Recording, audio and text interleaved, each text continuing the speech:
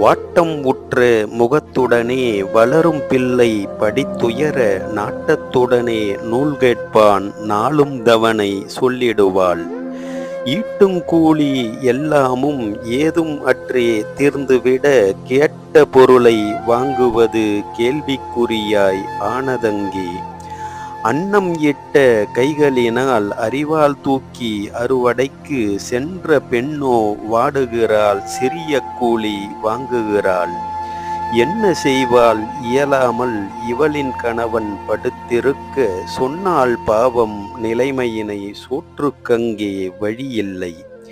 வேர்வை வடியும் தன்முகத்தை வெற்று கையால் துடைத்தபடி சோர்வை தாங்கி இவளுழைக்க, சொந்த கணவன் சொகுசாக மார்பை நிமிர்த்தி விட்டபடி மயக்கும் போதை தேடுகிறான்.